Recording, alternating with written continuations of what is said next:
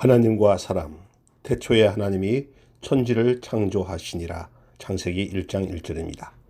사람은 스스로도 놀랄 정도로 눈부신 과학적 발전과 지식의 축적을 이루어 놓았습니다.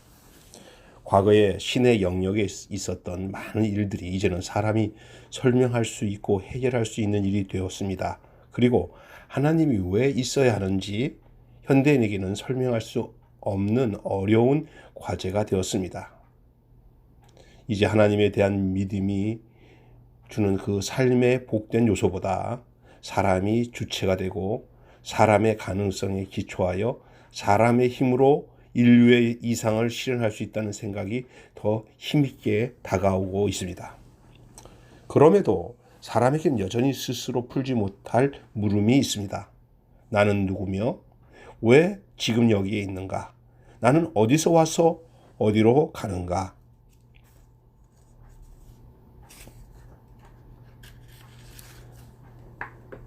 처음부터 삶의 목적과 계획을 알고 태어난 사람은 없습니다. 사람은 자기 안에 자신과 삶의 의미에 대해 해답을 가지고 있지 않습니다. 그러므로 무엇이 내 삶의 의미와 가치를 부여하는가에 따라 삶은 하늘과 땅만큼 차이를 가져오게 될 것입니다.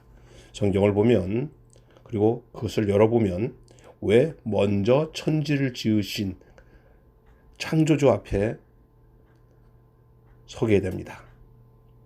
태초에 하나님이 천지를 창조하시니라. 이 말씀은 인생과 우주에 관한 물음에 대하여 잠겨있는 문을 열어주는 열쇠와도 같습니다. 창조주 앞에서 자신이 누구며 삶이 무슨 의미인지를 물어볼 수 있기 때문입니다. 자신의 근원에 대해 질문을 가지는 모든 사람에게 이 말씀은 인생 여정의 빗줄기처럼 길을 밝혀 인생의 근원과 결말을 보는 눈을 열어줍니다. 이 말씀이 시인되지 않을 때 하나님이 어디 있느냐라고 되묻게 됩니다. 하나님이 사람에게 보이지 않는 것은 화가가 그림 속에서 보이지 않는 것을 통해서 비유할 수가 있어요. 사람이 그림의 일부분이라면 그림 밖에 있는 화가를 직접 만날 수 없습니다. 그렇지만 그림 속에서 그 화가의 어떤 부분을 경험할 수는 있게 됩니다. 화가의 흔적이 그림 속에 있듯이 하나님의 흔적을 이 세계 속에서 만질 수 있습니다. 사람은 인간의 완전한 실체를 존재적으로 알 수는 없지만 삶 속에 나타나는 지극히 작은 부분들을 통해 하나님을 경험할 수 있습니다. 우리가 감지하는 빛과 공기는 자신의 존재를 믿어달라고 설교하지 않습니다. 그러나 그것이 없는 곳에는 어둠과 질식이 있을 뿐입니다. 마찬가지로 하나님이 무시되는 곳에서 하나님은 더욱 역설적으로 나타납니다. 하나님이 없다면 사람은 거대한 우주 속에 어디에서 와서 어디로 가는지 모르는 길 잃은 미어와도 같을 수 있고 목적과 방향도 없이 바람에 나뒹구는 낙엽과 같을 수도 있을 것입니다. 성경은 이 현상을 뭐라고 말합니까? 혼돈과 허무와 깊은 어둠이라고 했습니다. 이것이 하나님 없음의 현상입니다.